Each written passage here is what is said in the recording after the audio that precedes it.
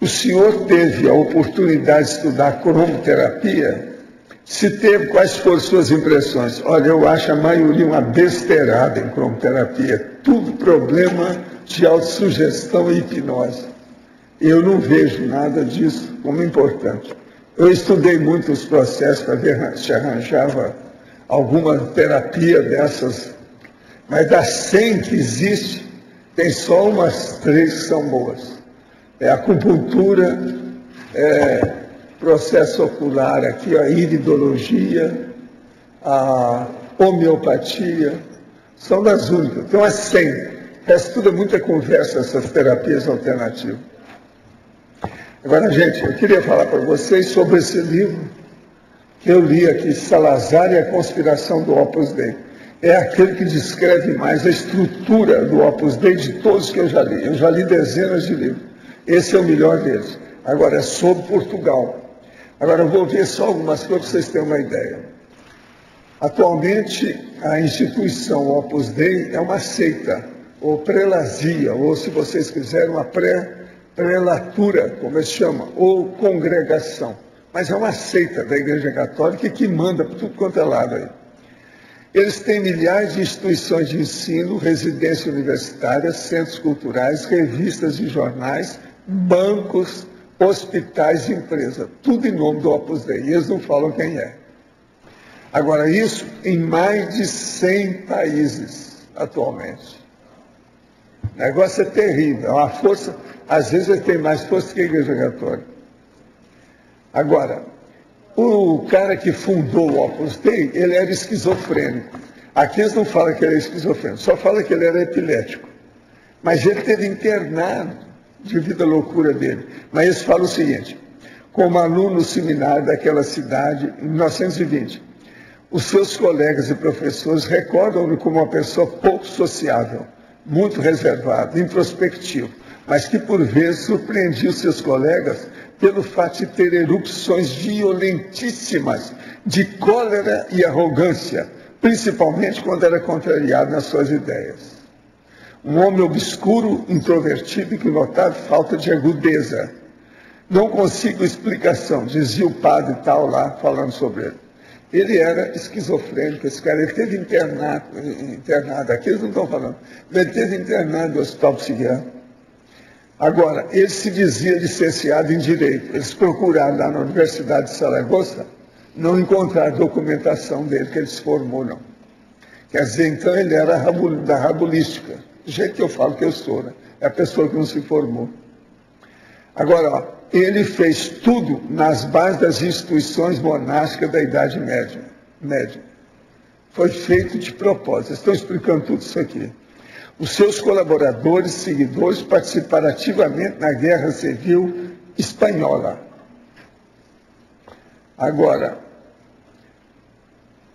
o Escrivá recrutou seus primeiros membros entre estudantes que estiveram ao seu lado na luta contra a República, tendo algum deles participado de atentados dirigidos às forças republicanas. Tudo é gente lá, é gente que já matou gente que está no Opus Dei. Agora, aqui está falando de novo que se assemelhava à antiga ordem militar medieval. Eles tiveram uma opção de problema com o ambrosiano, português, aquele outro banco, muito desvio de verba. Aqui eles explicam isso tudo.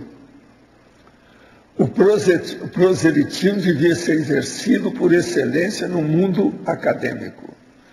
Por isso que a maioria deles tem que ser formado para participar. Tem que ter curso superior para ser alguma coisa lá dentro. Agora, o Paulo VI não admirava o Escrivá.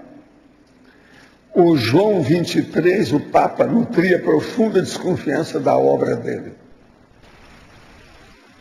Agora, o Opus Dei servido de correios, homens e mulheres com cinturões cheios de dinheiro, normalmente dólares, tirando os dólares da Espanha e levando para Portugal. Esse aqui explica isso tudo com detalhes.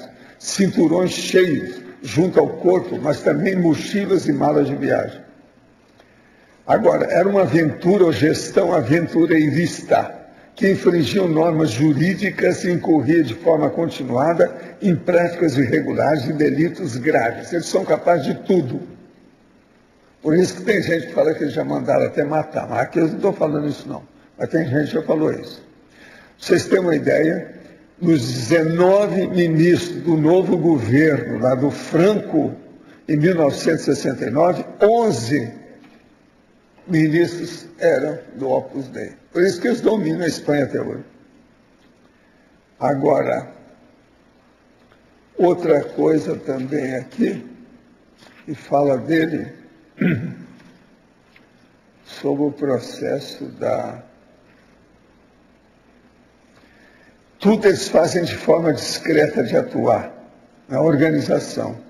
O Opus Dei sempre dispôs de uma centralização de poder e de uma hierarquia extremamente rigorosa. Outra coisa, o Eduardo Frei, vocês sabem quem é que é Eduardo Frei na época, e o Salvador Allende, vocês lembram disso? Os negócios do Pinochet. Aqui eles estão falando que Eduardo Frei, os seus membros estavam entre os principais administradores do regime militarmente opressivo do general Pinochet. Quer dizer, que o negócio de mandar matar tudo tinha gente do Opus Dei nisso. Aqui o povo já tinha falado isso no Brasil.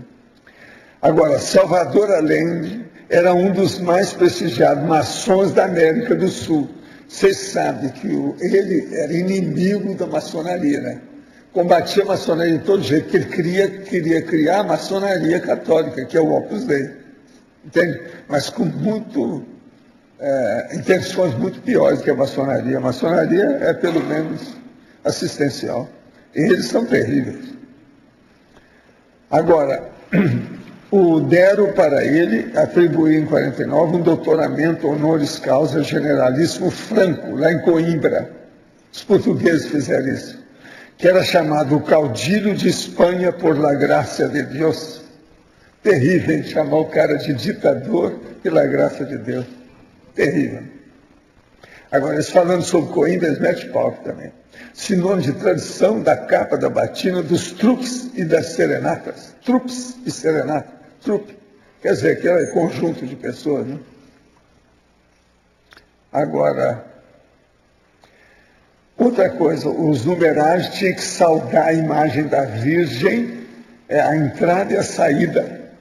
É isso que o Chico Xavier fazia, para imitar o santo. Isso aqui é imitação do santo. É coisa da Igreja Católica mesmo. Agora, ó, durante 20 anos, o escrivá brigou com o cardeal patriarca de Lisboa, Gonçalo Cerejeira. Depois passaram 15 anos sem ver um ou outro, nem encontravam um com o outro, brigando lá dentro.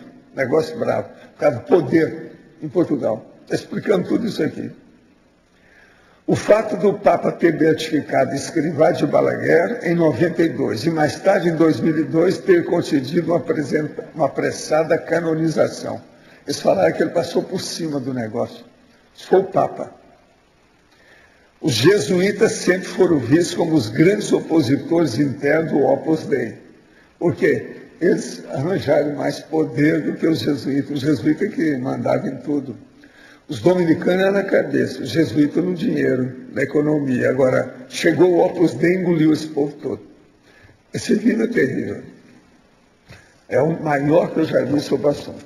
Agora, ó, por coincidência, me deram aqui Folha com 13 de nove, dia de hoje. Está na internet. Vítimas de pedofilia denunciam o Papa para Tribunal Internacional.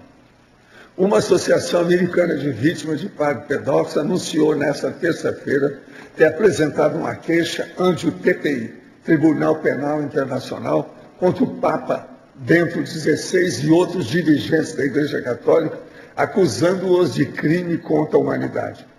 Os dirigentes da associação SNAP, Rede de Sobrevivência de Abusados por Padres, na sigla em inglês é SNAP, orientado pelos advogados da ONG americana Centro para Direitos Constitucionais, entraram com uma ação para que o Papa seja julgado por responsabilidade direta e superior por crimes contra a humanidade, por estupro e outras violências sexuais cometidas em todo o mundo. A organização acusa o chefe da Igreja Católica de ter tolerado e ocultado sistematicamente os crimes sexuais contra a criança em todo o mundo. Foram acrescentadas à queixa 10.000 páginas de documentação de casos de pedofilia. A SNAP possui membros nos Estados Unidos, Alemanha, Holanda e Bélgica, 4 países muito afetados pelo grande escândalo de pedofilia que envolve a Igreja. Crimes contra dezenas de milhares de pessoas, a maioria vítimas, foram escondidos pelos líderes mais altos níveis do Vaticano. Nesse caso, todos os caminhos levam a Roma, declarou a advogada Pamela Spies.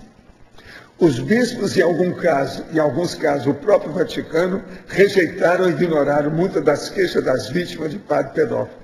O escândalo desacreditou a Igreja em vários países na Europa. Bento XVI expressou sua vergonha e pediu desculpa, apelando para a tolerância zero contra os pedófilos. Ele também pediu aos bispos do mundo que tenham responsabilidade primária contra seus sacerdotes, a plena cooperação com os tribunais criminais. Se ele está de acordo com os tribunais criminais, então ele tem que ir lá, né, e defender o negócio. Deve ser na Holanda, né, que eles vão defender. Né? Essa é brava, hein? É o primeiro Papa que é chamado ao tribunal, assim, para valer aqui, na Idade Moderna. Antes havia muita bobagem, mas atualmente estão com força de vida. O Opus Dei deve estar se ralando, cara, isso aí. Torrou tudo aí com ele.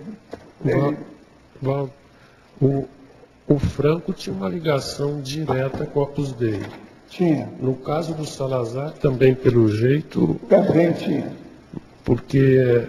E eles Eu eram... fui perseguido pela turma do Franco e pela turma do Salazar. Mas é que foi pouco tempo que nós não ficamos lá, nem eu, nem o Chico. De modo que não é fácil.